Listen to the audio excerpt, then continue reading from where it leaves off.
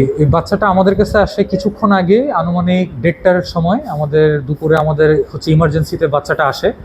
এরপরে আমরা যখন বাচ্চাটাকে ক্লিনিক্যালি দেখি, পেশেন্ট এক্সামিনেশন করি, আমরা বাচ্চাকে লাইফ অফ সাইন যেটা আমরা বলি, বাচ্চার কোনো হার্টবিট, বাচ্চার রেসপিরেটরি রেট কোনো কিছু আমরা পাচ্ছিলাম না। বাচ্চার পিপিলটা ফুল ডাইলেটেড ছিল। আমরা সাথে সাথে আমাদের সিপিআর বা হচ্ছে আদার্স যে কোনো মেজারমেন্ট আমরা সব কিছু দিয়েছি।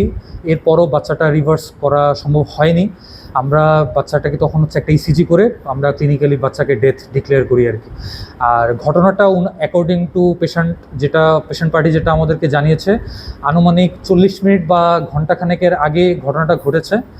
বাচ্চা বেশ কিছুক্ষণ পানিতে ছিল, ওনারা হয়তো বা খেয়াল করেনি, বা খেয়াল করলেও পরবর্তীতে এটা ওনারা খেয়াল করার কারণে বাচ্চার ফুসফুস ভর্তি পানি হওয়াতে, মানে আমরা যেটা বলি অ্যাসফ্যাক্সিয়াল ডেথ, যেটা অ্যাসফ্যাক্সিয়ার কারণে বাচ্চাটা মানে আমাদের থেকে চলে যায়, আমরা বাচ্চাটাকে হারাই আর কি। এটা খুবই দুঃখবেদক ঘটনা। আশা করি আপনারা সবাই বাচ্চাদের ক্ষেত্রে একটু সচেতন থাকবেন।